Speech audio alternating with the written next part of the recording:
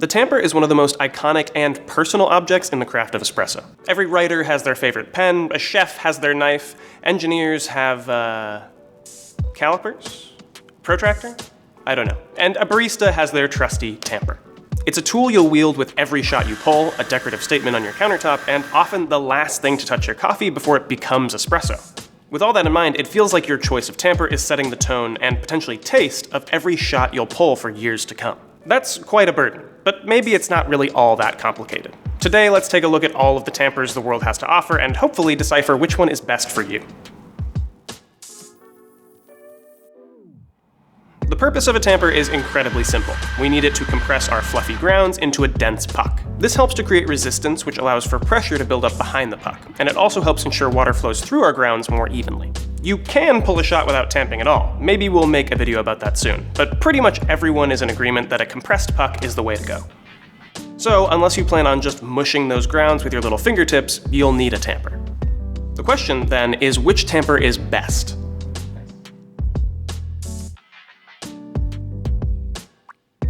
There is one kind of tamper I want to get out of the way right off the bat. Pretty much every espresso machine comes with a tamper, but some of them only fulfill the minimum technical requirements to be called a tamper. I'm talking about these little plastic guys.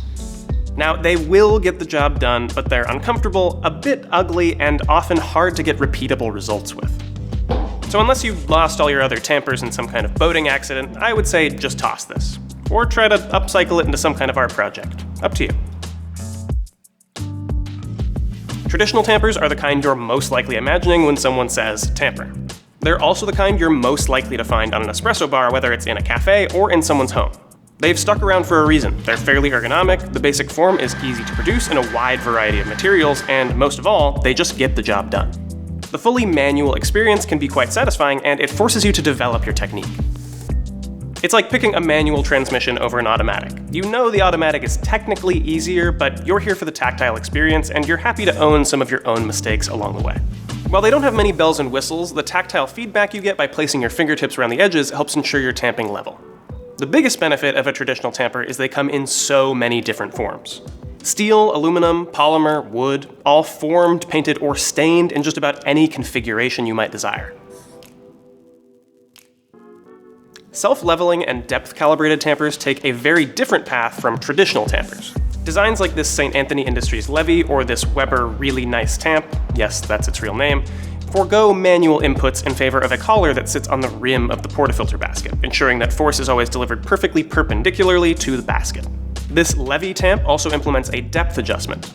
It enables you to pick your desired depth, dial it in, and then know without a doubt that every shot thereafter is pulled with the exact same perfectly level tamp. This is huge for isolating some of those tricky variables that are inherent to tamping, and some also find that it's a bit easier on the wrist.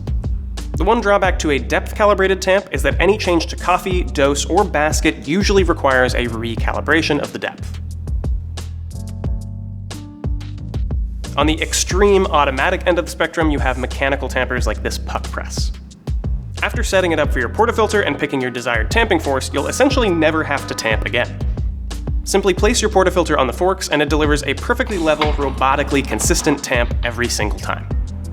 These things are definitely aimed at cafes, where multiple baristas are tamping hundreds or even thousands of times a day. In that context, this little guy can save a lot of effort, and potentially some wrists too. We keep one in our office at Clive to make coffee breaks that much more convenient, though to be honest, I choose to do my own tamping anyway. I'll never surrender to the machines. As a last little note, some tampers from all of these categories come with fancy bases.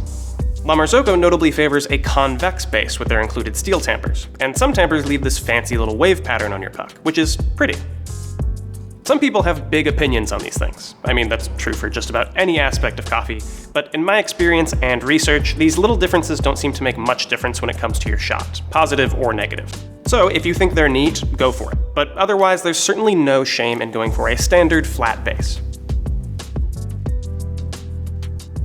So, does your choice of tamper matter? Is it going to be the difference between a future full of delicious espresso or trash water?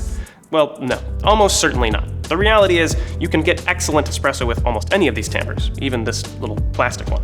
What you're really picking is what experience you want to have on the way to that tasty shot, and what kind of cool you want your espresso setup to be.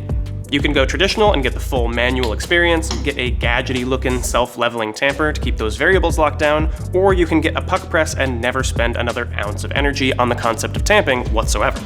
Every one of these options comes with its own pros and cons, but they'll all get you where you want to go.